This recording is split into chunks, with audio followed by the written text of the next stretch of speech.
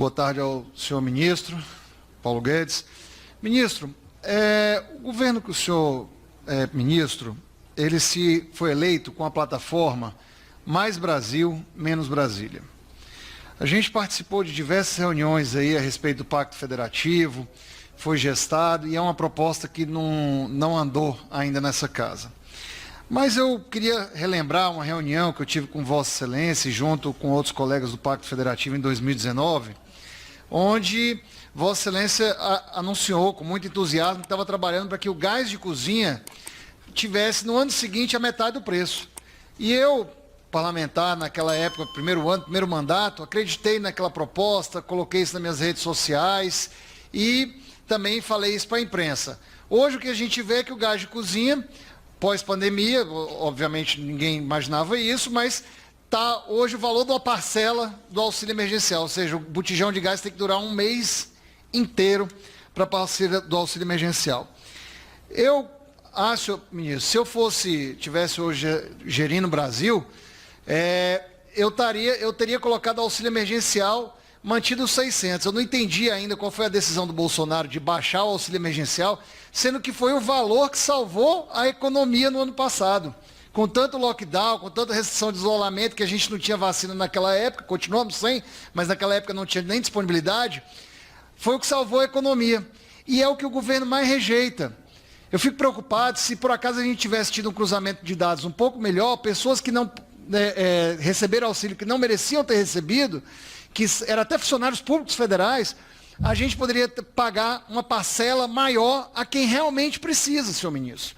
Porque o auxílio emergencial hoje faria um fluxo muito melhor na nossa economia de dinheiro circulante e teríamos aí uma outra realidade e não milhares de pessoas, milhões de pessoas passando fome. Me dá uma tristeza muito grande andar pelas ruas e ver pessoas pedindo dinheiro em estado assim realmente de fome, senhor ministro. Brasília aqui, onde aqui o plano piloto não representa essa realidade do restante do Brasil. Nem os jardins em São Paulo. A gente precisa circular no resto do Brasil e eu quero convidar o senhor para visitar o meu Ceará, se for necessário, para o senhor ver de perto essa realidade, se sensibilizar e tentar mudar a realidade, impondo o auxílio emergencial ainda maior para o nosso país. Boa tarde a todos e todas. Sou deputada do Pará, Reis. 52 milhões de pessoas na linha da pobreza. 13 milhões na extrema pobreza. As menores linhas de pobreza extrema estão no norte do país, senhor ministro. Estão na zona rural de Rondônia, do Amazonas, de Roraima, no meu estado do Pará, no Amapá, no Tocantins.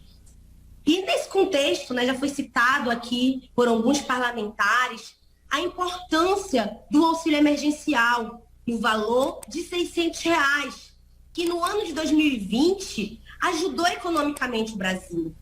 E, inclusive, com a cota dupla para as mulheres mães solo, que chegava a R$1.200.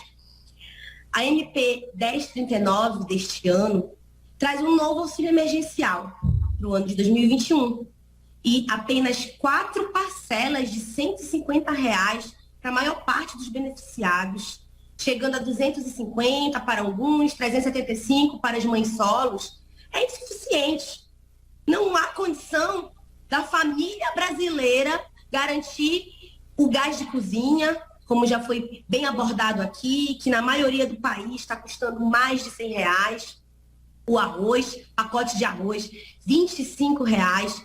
Se a gente junta alguns itens da cesta básica do trabalhador e da trabalhadora desse país, esse auxílio aí é insuficiente, não dá, mal dá para garantir essa sobrevivência, E nesse contexto, foi essencial ter o auxílio emergencial especial para aqueles mais pobres, para as mulheres negras, para as mães solos, como bem falou a deputada Thalíria, que é líder do meu partido. E diante de tudo isso, senhor ministro, de todo esse cenário caótico, dos estudos que mostravam a importância do valor de R$600, da realidade da população, que mostrou que esse auxílio emergencial alimentou várias famílias, fez com que as famílias não morressem de fome.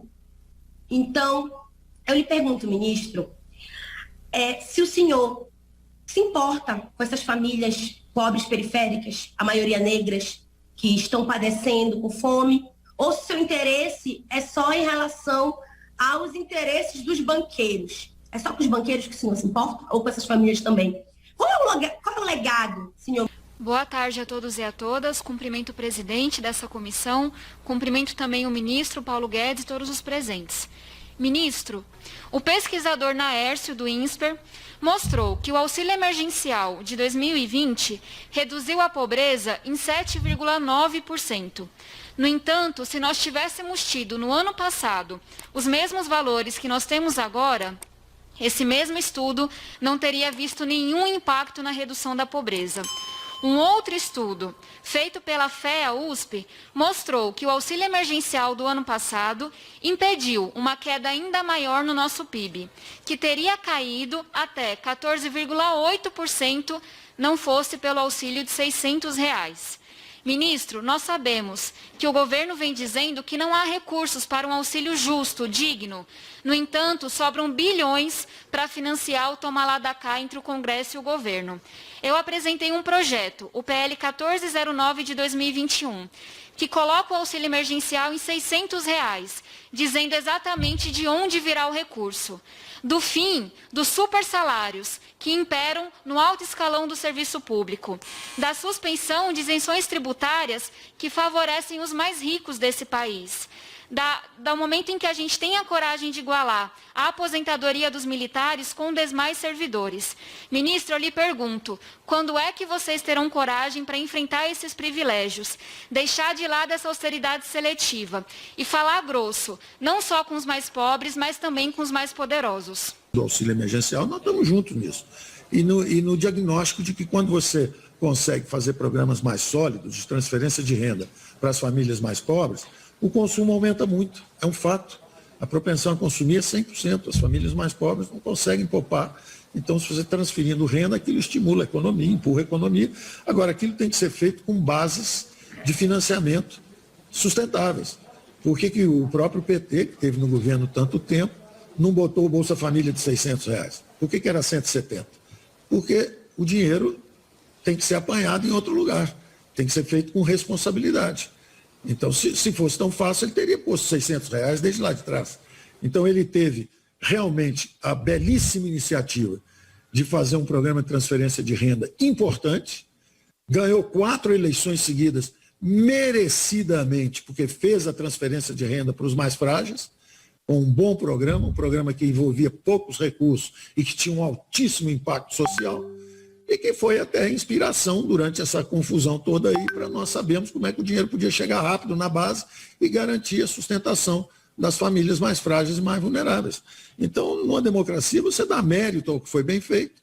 Agora, explica por que às vezes não foi feito antes. Por que não foi feito antes esse auxílio emergencial de 600? Porque os 600 já são mais difíceis e exigem bases de financiamento sustentáveis a longo prazo. E aí é uma ligeira diferença que logo depois a deputada Tabata menciona, que é o seguinte: o auxílio emergencial é uma transferência de renda para esse período de pandemia. Ele não tem, justamente nós estamos num orçamento de guerra, sem fonte estável de financiamento. Estamos completamente desenquadrados do ponto de vista de responsabilidade fiscal, disso tudo. Por isso é que precisou da PEC de guerra, por isso é que demora para aprovar, mas uma vez aprovado, os recursos vão. Mas eles não são recursos sustentáveis. É a mesma explicação que eu dei por que o PT, que criou esse programa inclusivo, elogiável, que eu digo era também o programa que o Milton Friedman defendia, que o Suplicy defendia, que é justamente a renda básica universal. Por que esse programa, que é tão elogiável, de inclusão social, de transferência de renda, por que ele não é R$ 600? Porque não tinha fonte estável. O PT criou, mas não conseguiu botar em 600. Ele botou em 170, 180, que é o que dava para pagar. No auxílio emergencial, numa situação de emergência, a gente consegue, de repente, durante um ano, dar os 600. Agora, ele é de natureza diferente. Uma coisa é o Bolsa Família, outra coisa é o auxílio emergencial. O Bolsa Família é para sempre. Então, ele tem que ter um financiamento estável.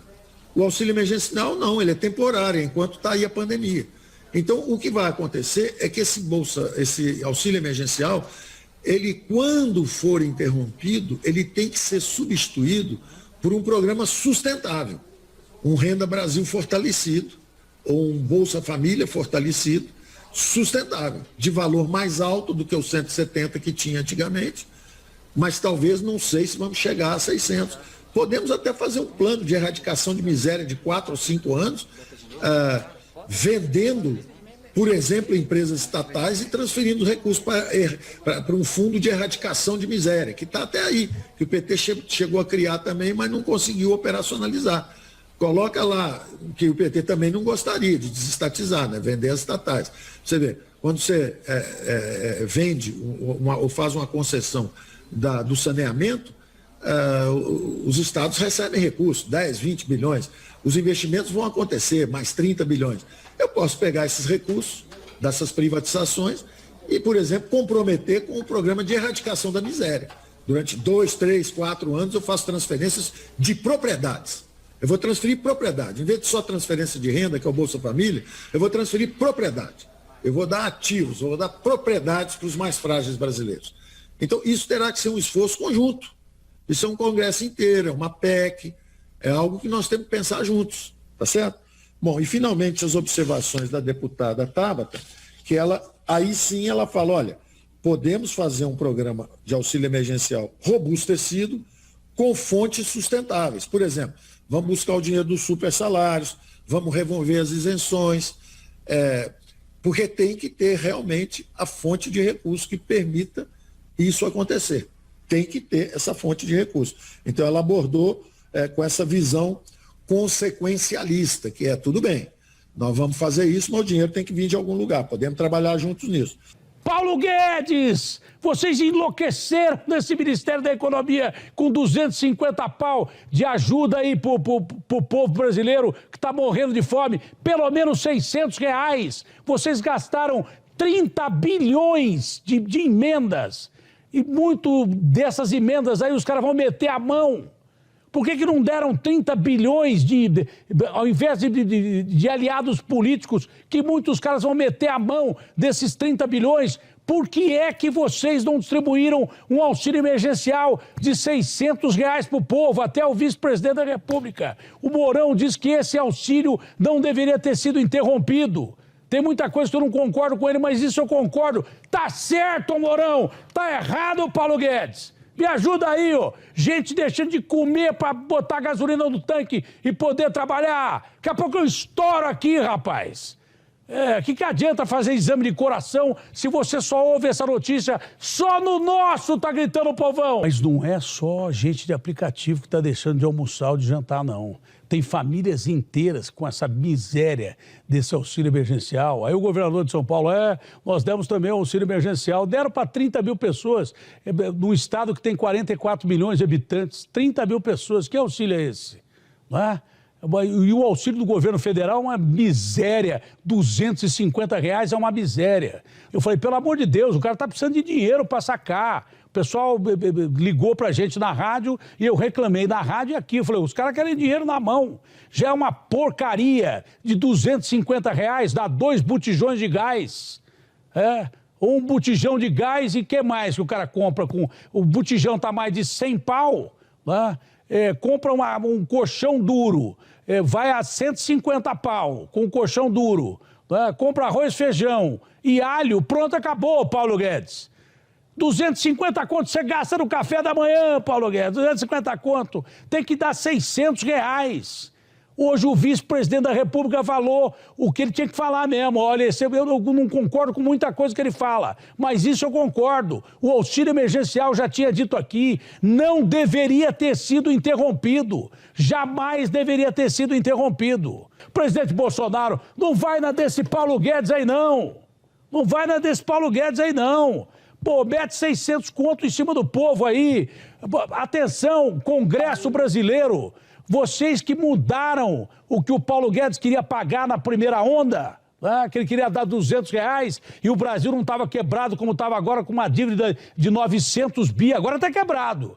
Mas não estava, ele queria dar 200 reais. 200 reais, foi para a Câmara, deu 500 a Câmara. Aí o presidente se invocou e deu 600. Eu duvido que ele não quer dar 600 conto. Esse Paulo Guedes aqui não deve deixar, e esses deputados e senadores estão aí para quê? Vocês estão só brigando entre vocês, já pensando em 2022, aliança política, gastando 30 bi de dinheiro que tomaram do presidente para fazer o presidente refém e deixa o povo se ferrando. Onde é que o povo entra nisso? Porque se vocês não fizerem alguma coisa pelo povo, ao invés de só politizar essa doença como todos vocês estão politizando, nós estamos ferrados. Esse é o grande detalhe, o povo está ferrado. E o povo vai descobrir que vocês estão caminhando para o lado errado.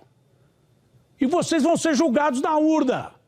É isso, o ministro da Cidadania, o João Roma, falou comigo da Rádio Bandeirantes hoje pela manhã e respondeu umas 2 perguntas de ouvinte também. O governo pode prorrogar o auxílio, conforme já havia previsto o presidente Jair Bolsonaro? Olha, Datena, nós vivemos num Estado democrático de direito, então tanto para ter permanecido o auxílio quanto para ter prorrogado o auxílio, você precisaria ter uma autorização legislativa. A autorização essa que se deu através da PEC emergencial esse ano, que viabilizou 44 bilhões de reais, que é o recurso que está sendo destinado justamente para o auxílio emergencial nessas 4 parcelas que começamos a pagar no último dia 6 de abril. Então, tanto para manter, quanto para estender o pagamento do auxílio, precisaríamos de uma nova autorização legislativa apontando fontes de recursos para isso.